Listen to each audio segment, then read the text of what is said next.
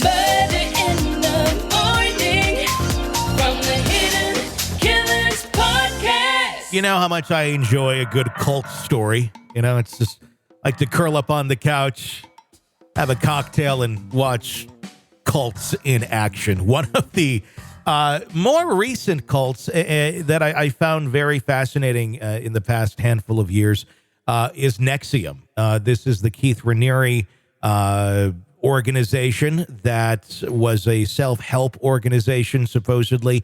And at its onset, and when you watch some of their introductory videos, or even if you just look at their group early on, I think it probably was meant to be truly a self-help group. And I think it did help a lot of people. There's many people who walked away from that even after all of these sex and abuse allegations that said, you know what, I wasn't part of the abuse, or I wasn't abused by them, but I do feel like some of these teachings really did benefit me.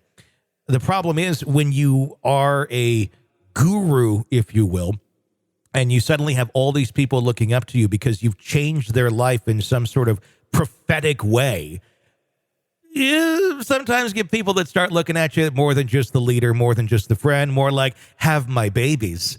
And when the crazy leader is like, I want to father your babies, and just, I love you so much. Here, get the branding iron out. Let's brand each other now with my initials. And you start like an extra group within the group that the other group doesn't know about. Things get a little shady. Things get a little weird, as we've learned from the world of NXIVM. One of the more well-known members of NXIVM, Allison Mack. She was an actress back in the 1990s on the WB series. What was it? The Superman-centric show on the WB. What was it called? I'm trying to think of it. Was it? Goodness. I'm going to look that up. I should know this, but yeah. It wasn't Smallville, it was Smallville. Smallville. It was Smallville. Yes. Yeah. She was on Smallville. That was her, claim to fame at that moment in time, but did have a very promising career in front of her, and then found NXIVM as being somewhat beneficial to her. And unfortunately, she seemed to get involved in the NXIVM sex end of things, and actually has been convicted of helping Keith Raniere recruit members to be basically sex slaves. She's just got out of jail. She spent her time, and this is her story now that she has been released from prison following her guilty plea relating to her significant role in this notorious sex cult.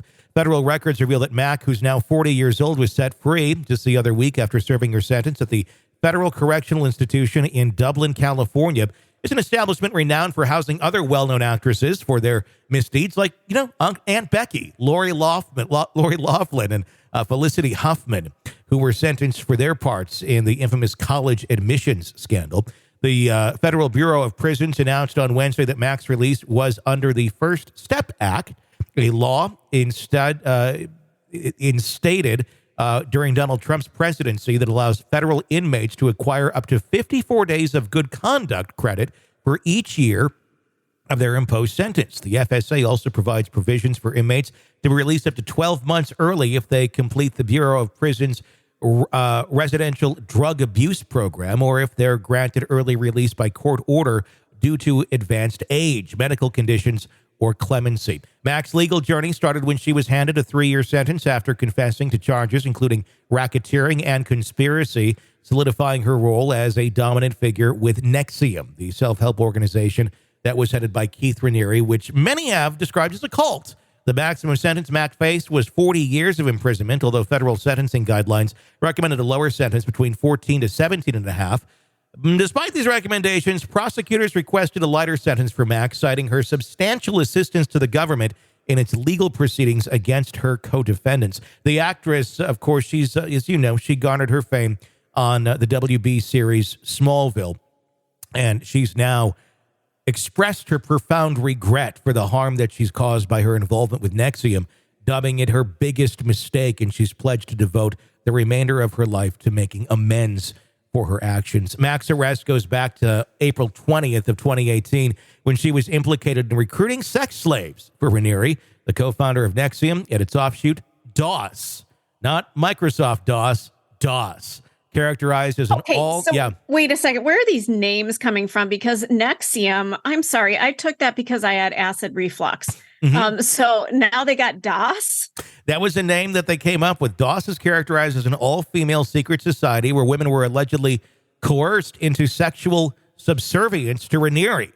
It was originally kind of put together as like a women's empowerment thing, and then it turned into let's fuck the boss. Mack was part of 6 individuals accused of a litany of crimes for their roles in NXIVM, including sex trafficking, forced labor, racketeering, wire fraud, amongst others. The cult, based in Albany, New York, it's not been in business since 2018. Investigators stated Mack lured women into DOS under the guise of a female mentorship group aimed at addressing members' weaknesses. Sounds good on the surface, doesn't it? The group, however, was exploited to sexually prey on the women. Raniere, who's now 62, was sentenced to 120 years in prison following his conviction on federal sex trafficking crimes and other charges in October of 2020.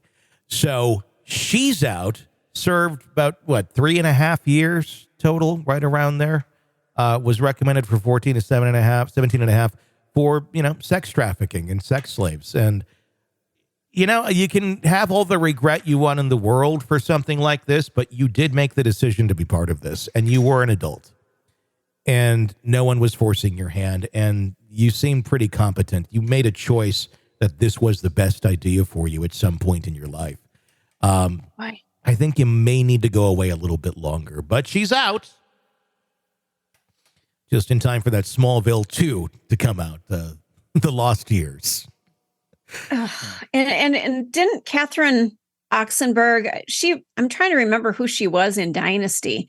What part of this did she play?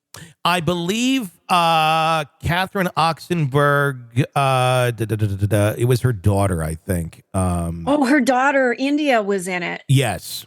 Okay. Yep. Okay. Because for a second there, I'm like, wait a minute. You mean Catherine was in it? No, it was her daughter. Yeah. And she was criticizing the group for having her daughter in there. Okay. Yeah. And another big part of the NXIVM story, the way that they funded a lot of NXIVM, I believe it was the heiress to Seagram's that was a part of it as well and had shitloads of money. And that's how they funded this thing. And I think without that, they wouldn't have gotten as big as they were at the time. Oh, my God. Because she supplied the money. There's still people that look at Keith as this persecuted, prophet, if you will, or not even prophet, but just wise man that knows things that can help heal and that they don't look at necessarily as a predator. And I think many of them still go by that today. You're right. I'm Seagram's liquor heiress, Clara Brofman. Yeah. Sentenced to more than 6 years in prison for her role in that organization. Yep. Wow. Yeah. There's a lot of documentaries out there on this topic. The Vow on HBO now has 2 seasons, and I highly suggest watching that, or on Max. I think it's so stupid they named it Max and didn't go with HBO is the brand. But anyway, it's on there.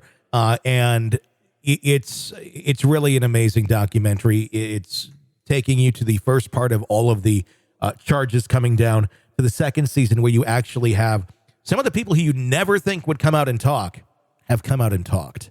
And I'm also wondering if there's going to be a season 3 and if Allison will share her regret and her stories on there as well, because it really lays out just kind of how twisted this thing got. And everybody says, I can never become part of a cult. That's impossible. Listen to this story.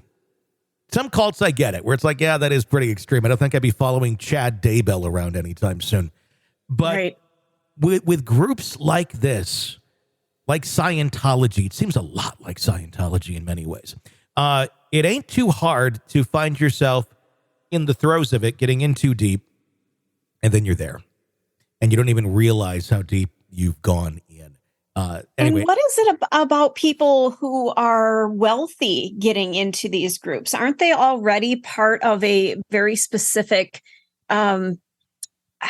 elite type of group? Why do they need to branch out into something else? Because if you take a look at Scientology, there are a ton of famous and wealthy people in that group. Oh, yeah. Why did they have to feel that they needed something more than what they already have? Because I think that's an easy question to answer, because they're empty. There's a lot of emptiness that comes with wealth. And I'm thinking that is probably what draws a lot of people into it, especially actors and such. You hear of just very high, off the charts rates of depression and anxiety in actors and such. That's why the acting is kind of an escape for many of them. And if there's that deep down longing for something that's missing, you're going to search for it. And if this group says, hey, you know what, we're going to help you find that. We're going to, dig deep into you, and this is going to be fulfilling, and this is going to be so beneficial to you mentally. And the first, beginning courses really are, and they are effective, and they actually do teach you things about yourself and can help with your own self-healing and your own self-care. But then it goes a little bit further, and that's where it gets into crazy territory. But it starts out targeting people who are seeking something. And that could be someone who, is poor, has no fame whatsoever, or it does attract people of wealth who, they got the money, they got the cars, they got this, they got that, but that inside, that inner human longing for something is there, and it's not finding what it needs. That's how you get a cult going like this. Wow, that's just fascinating to me. It's totally how I plan on starting my cult and who I want to prey on. So excellent. I hope you have a cat as your mascot. That would be great. Yes. Yeah. And it's like the all-seeing cat. It has like a third eye. Yes. And, well, they might already. Keep an eye out. I'll start that cult soon. You can join my GoFundMe to help start the cult. Right. We'll see. You'll get special privileges if you become members at different levels. And a newsletter. It would almost be, it would be interesting to try and start a cult just to see, and then but document it, just to see how easy it is or how difficult it is. And then, don't go too far into it, but just document the whole thing, and then really just kind of show, oh my gosh, look, this is how scary this could possibly be.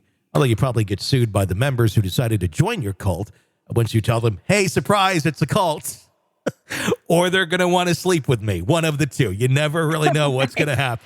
You're locked into the Hidden Killers podcast. Want more? Start binging on all of our true crime podcasts right now through Apple Podcasts and get an ad-free experience when you sign up to be a True Crime Today Premium Plus member exclusively on Apple Podcasts. More of the Hidden Killers podcast dropping soon. Press subscribe now.